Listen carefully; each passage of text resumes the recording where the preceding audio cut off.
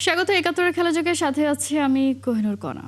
মুস্তাফিজকে কেন্দ্র করে আসলে যে ধরনের আলোচনা সমালোচনা হয়েছে তার শেষ পর্যন্ত আসলে গিয়ে গড়িয়েছে তামিম ভার্সেস বোর্ড পরিচালক। এই অবস্থায় আছে, কিন্তু এখনো পর্যন্ত ঝুলছে বাংলাদেশের বিশ্বকাপ ভাগ্য। এসব নিয়ে আলোচনা করতে চাই। আমাদের সাথে স্টুডিওতে আছেন ক্রীড়া বিশ্লেষক দেব চৌধুরী। শুভ সকাল, স্বাগত একাত্তরের খেলা যোগে। যেটা বললাম, কোথাকার জল কোথায় গিয়ে গড়িয়েছে, আসল আলোচনা থেকেই হয়তো আমরা সরে যাচ্ছি, নিজেরা নিজেদের মধ্যে আসলে এখন লেগে যাচ্ছে, কিন্তু আলটিমেটলি আমরা কি কোনো সমাধানের পথ দেখতে পাচ্ছি কিনা? গতকাল আমরা শুনেছিলাম যে আইসিসির সাথে বিসিসিআই এর একটা বৈঠক, সেই বৈঠকের হয়েছে কিনা তো আমরা এখনো জানি না, আর রেজাল্ট তো জানতেই পারছি না। কি মনে হচ্ছে, সময় তো ঘনিয়ে এসছে? সময় ঘনিয়ে এসেছে কোনা। Good morning. আমি আপনাকে ছোট একটা প্রশ্ন করি। এই যে জাহানারার আপনার ইস্যুটা, নারী নির্যাতন বা অন্যান্য, 31 ডিসেম্বর পর্যন্ত তদন্ত রিপোর্ট দ্বিতীয়বার যখন পেছানো হলো, লাস্ট ডেট ছিল, সেটার কোনো আপডেট কি আমরা জানি? কেউ জানে? বিসিবি কিছু বলেছে? আমিনুল ইসলাম বুলবুল গত 3টা প্রেস কনফারেন্সে এগুলো নিয়ে কথা বলেছে, সাংবাদিকরা প্রশ্ন করেছে। এই যে আপনি ঘটনাটা বললেন, আমি জাহানারার ইস্যুটা এই জন্য তুললাম, বাংলাদেশে যখনই কোনো ঘটনা ঘটে তদন্ত কমিটি গঠিত হয়, 3 সদস্যের, 5 সদস্যের, 2 সদস্যের। এদের তদন্ত রিপোর্ট আসলে কার কাছে যায়, কবে তৈরি হয়, সেই রিপোর্টে কি থাকে আমরা কখনোই জানি না।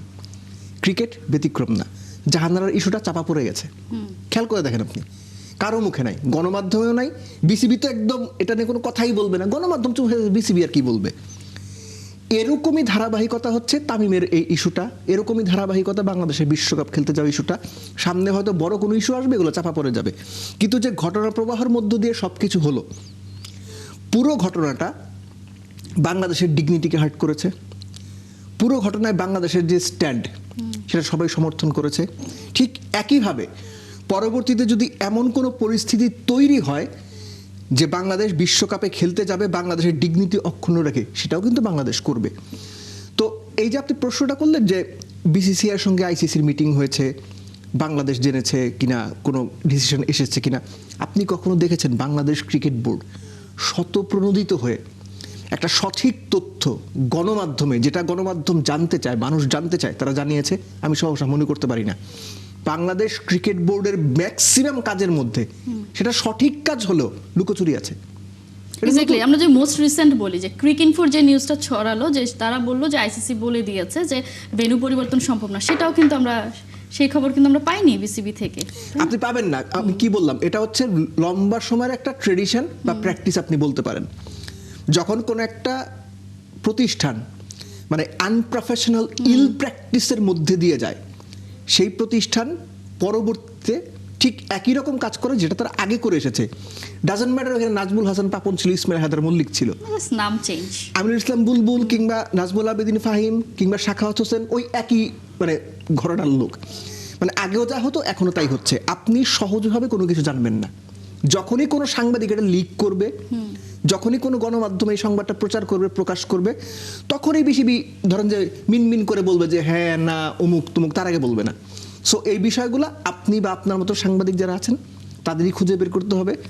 বিদেশি কোনো গণমাধ্যম তাদের রেফারেন্স এসে আমরা তাদেরকেই খুঁজি যে তারা কিছু করেছে, আমি সেটাই বলছি। সো এই যে পরিস্থিতিটা তৈরি হয়েছে, আমার মনে হয় যে এটা বাংলাদেশ ক্রিকেটের জন্য আইডিয়াল কোনো পরিস্থিতি না, বাট স্টিল বাংলাদেশ ক্রিকেটকে এই পরিস্থিতিটা ফেস করতে হবে। এবং মোস্ট ইম্পর্টেন্টলি এই পরিস্থিতিটা ফেস করার জন্য কোনোভাবেই তাড়াহুড়া কিংবা একপাক্ষিক মনোভাব কিংবা একই সঙ্গে গোয়ার্তুমি করা যাবে না। পুরো বিষয়টা একদম সলিড প্রফেশনালি মেনটেন করতে হবে। যদি আপনি করতে না পারেন, লং রানে পস্তাবেন, যেটা তামিম বলে ভারতীয় দালাল ট্যাগ খেয়েছে।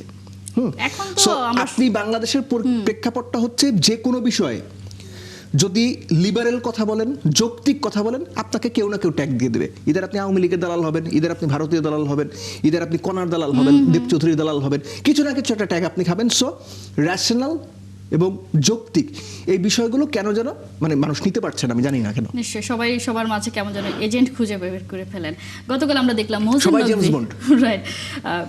মহসিন নকভী তিনি বলছিলেন যে তারা আসলে প্রস্তুত আছে বাংলাদেশের যে ম্যাচগুলো ভারতে খেলতে চায় না সেই আয়োজন করার জন্য।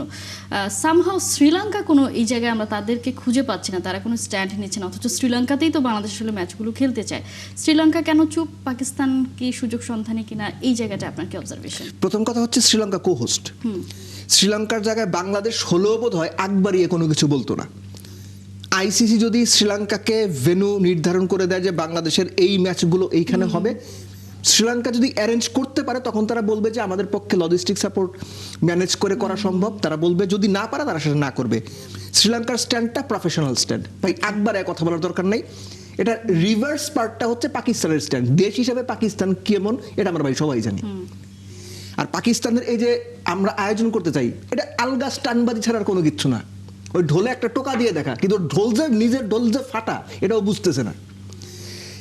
India, Pakistan, Sri Lanka 1996 world cup হয়েছিল, ফাইনাল হয়েছিল লাহোরের গাদ্দাফি স্টেডিয়ামে, শ্রীলঙ্কা চ্যাম্পিয়ন হয়েছিল। সেটাতে 3 দেশই হোস্ট ছিল। আপনার কি এটা কোনোভাবে মনে হয় না ইন্ডিয়া এবং শ্রীলঙ্কা হোস্ট হয়ে বাংলাদেশের ম্যাচ আইসিসি এবং ইন্ডিয়া মিলে পাকিস্তানে হোস্ট করতে দেবে? মানে এটা তো বিশ্বাস করেন? সো পাকিস্তানের এই আলোচনাটা আসাই উচিত না, আমি পার্সোনালি ফিল করি। কেননা এটা হচ্ছে একটা, যেটা আমি বলছিলাম যে পাকিস্তান একটা ঘোট পাকিয়ে বুঝতে চায় পরিস্থিতি কি হচ্ছে। হ্যাঁ, ওই যে কিছু কিছু লোক থাকে আপনি দেখবেন যে কোনো একটা জায়গায় সমস্যা হইলে ওর প্রথম ধান্দা থাকে যে ধরেন একটা বাড়িতে আগুন লাগছে, কেউ আগুন নেভাবে, কেউ দূর থেকে তামাশা দেখবে, কেউ চেষ্টা করবে আগুন লাগার পরে পেছনের দরজা দিয়ে ধরে টাকা পয়সা সোনা গয়না চুরি করা যায় কিনা। সো এরকম হচ্ছে বিষয়টা। সো আমার যেটা মনে হয় যে এই পরিস্থিতিটা পাকিস্তান কি বললো, শ্রীলঙ্কা কি বললো, একদম মাথায় না দরকার নাই। বাংলাদেশ সম্পূর্ণ তাদের অবস্থান থেকে নিজেদের ডিগনিটি ধরে রেখে, নিজেদের স্ট্যান্ড ধরে রেখে ডিল করবে। তাতে যদি বাংলাদেশের মনে হয় বাংলাদেশ বিশ্বকাপ খেলবে, বাংলাদেশ বিশ্বকাপ খেলবে। বাংলাদেশ যদি মনে করে বিশ্বকাপ খেলবো না, পুরো কলটা বাংলাদেশের ইন্ড থেকেই যেতে হবে। এবং সেখানে আমি পার্সোনালি ফিল করি বাংলাদেশকে একটু উদার মন নিয়ে যে কোনো কিছু, যে কোনো পরিস্থিতি বাংলাদেশের ফরে যদি আসে সেটা পজিটিভলি বিবেচনা করা উচিত, কিন্তু সেটা বাংলাদেশের ফরে আসতে হবে। নিশ্চয়ই।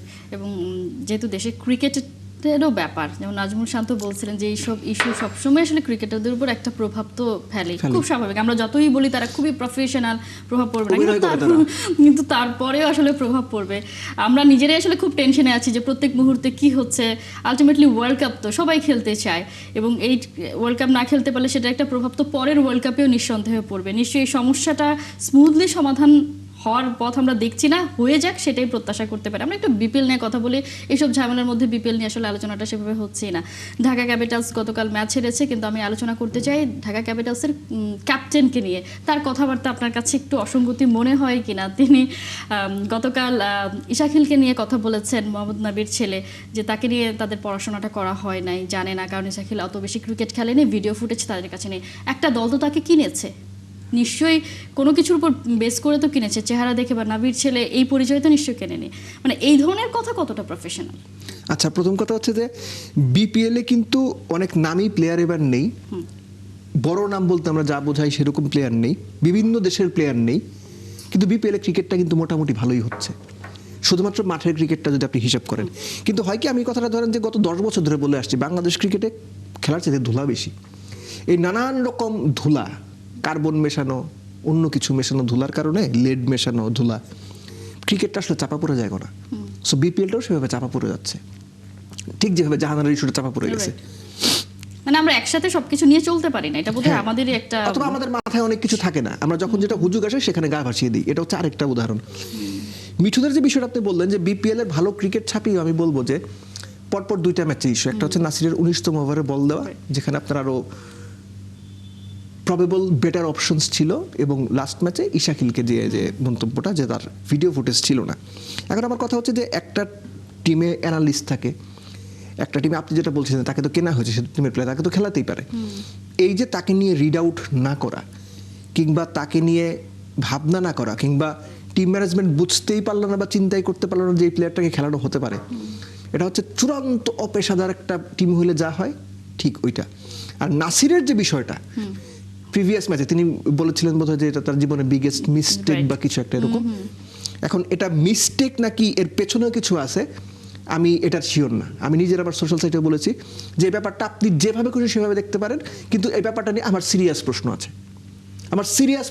19তম ওভার নাসিরকে দিয়ে বল করানো, এই ডিসিশন কে নিয়েছে, কেন নিয়েছে, কোচ, ক্যাপ্টেন, টিম ম্যানেজমেন্টের অন্যান্য পার্ট। কারণ আমরা জানি বিপিএল এর বিভিন্ন সময় ফ্র্যাঞ্চাইজি মালিক যারা থাকেন, তাদের যে নমিনেট করা লোকজন থাকে টিমের সঙ্গে সম্পৃক্ত, তাদেরও একটা বলার থাকে, তাদেরও একটা জায়গা থাকে। সো এটা এমন না যে ন্যাশনাল টিম, এখানে অনেক রকম মাতবর থাকে। হ্যাঁ, এখন কোন মাতবরের সিদ্ধান্তে কোন মাতবরের ইচ্ছায় নাসিরকে 19তম ওভার বল দেওয়া হলো, অন্যান্য অপশন থাকার পরও নাসির ওভারে কত 28 দিছিলেন বোধহয়। আমি আবারও বলতেছি, ন্যাশনাল টেলিভিশন একটা যে একটা পার্টিকুলার জায়গায় যে এটা নিয়ে আমার সিরিয়াস ডাউট আছে যে এটা কেন হইলো, এটা হবার কথা না। আপনি ভুল করছেন, ফাইন, ভুল বিভিন্ন রকম হয়, এখন কোন ভুলটা কেন হয়েছে এটা বের করাটা খুব জরুরি। সো বিপিএলে ধরেন যে এখনো পর্যন্ত ক্রিকেট যা হয়েছে আমরা দেখেছি, আমি যেটা আগেই বলছিলাম যে ক্রিকেট ভালো ক্রিকেট হয়েছে, বাংলাদেশের প্লেয়াররা ভালো পারফর্ম করেছে, স্পেসিফিক্যালি বাংলাদেশের ব্যাটাররা, বাংলাদেশের পেসাররা। ঠিক একইভাবে বাংলাদেশ যদি বিশ্বকাপ খেলতে যায় প্রচণ্ড রকম দুশ্চিন্তা নিয়ে যাবে। ব্যাটিং অর্ডারে যারা আছেন, যে 7 জন টপ ব্যাটার বাংলাদেশের বিশ্বকাপের স্কোয়াডে আছেন 15 জনের মধ্যে, একমাত্র পারভেজ ইমন ছাড়া কারো ব্যাটে রান নেই। শামীম মোটামুটি রান করছেন, বাকিদের অবস্থা যাচ্ছে তাই। কিন্তু আমার মনে হয় যে বাংলাদেশ যদি বিশ্বকাপ খেলার ব্যাপারে ডিসাইড করে এবং বাংলাদেশের ফরে সবকিছু আসার পরে, তো তখন মনে হয় মানে প্লেয়াররা একটা মেন্টাল প্রিপারেশন নিতে পারবেন। কারণ আপনি একটু আগে বলছিলেন যে বিভিন্ন বিষয়গুলো প্লেয়ারদের উপর, শান্ত বলছিলেন আমরা অভিনয় করি, প্রেশার ফেলে কিনা, অনেক বড় প্রেশার ফেলে।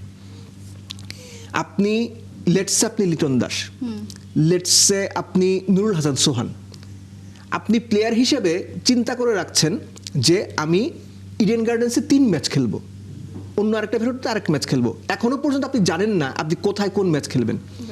ডাম্বুলার উইকেটে যদি আপনি খেলেন, আপনি আপনার প্রিভিয়াস মেমোরি রিকল করবেন যদি আপনি ডাম্বুলাতে খেলে থাকেন।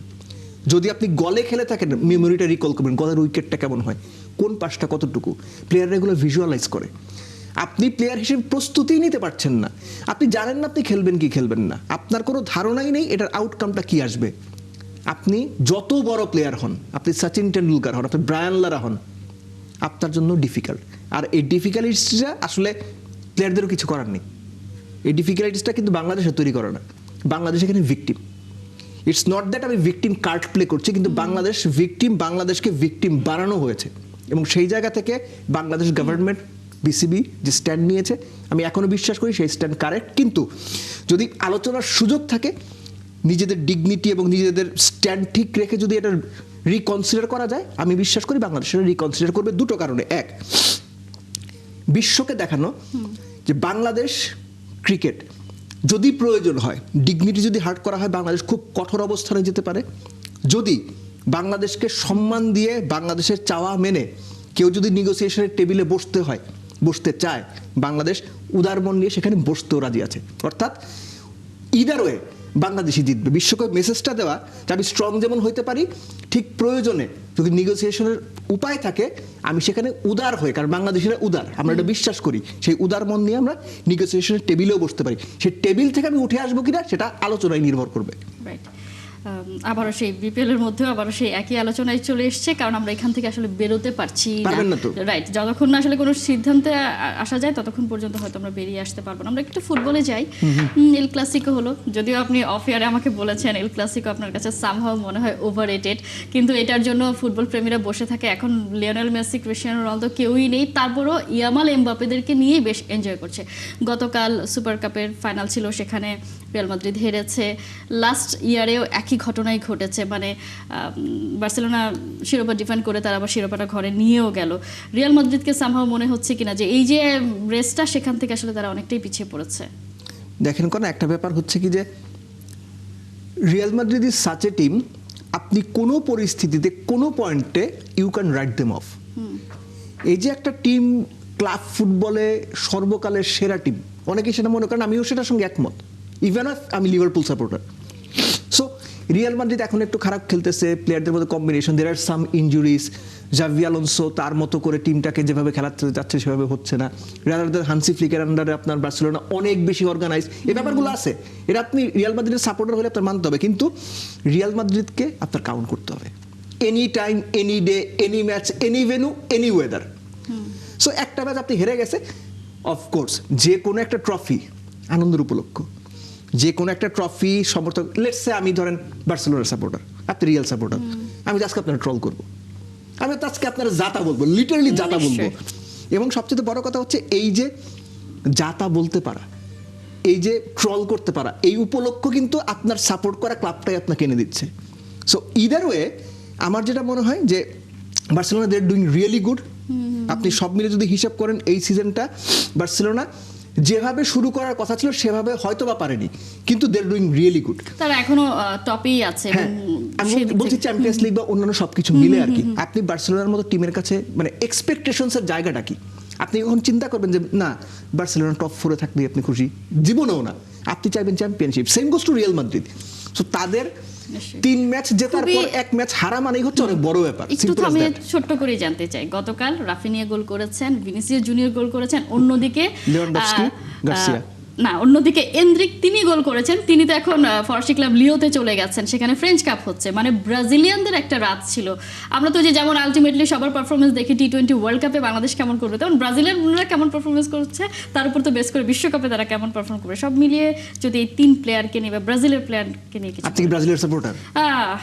জি আচ্ছা, এই জন্য প্রশ্নটা করলেন। এনিওয়েজ, ব্রাজিলিয়ান ফরওয়ার্ডরা, আপনি ট্রেডিশনালি ব্রাজিলিয়ানরা ভালো ফরওয়ার্ড প্রডিউস করে, not necessary Raphinha, not necessary Ronaldinho, not necessary পেলে।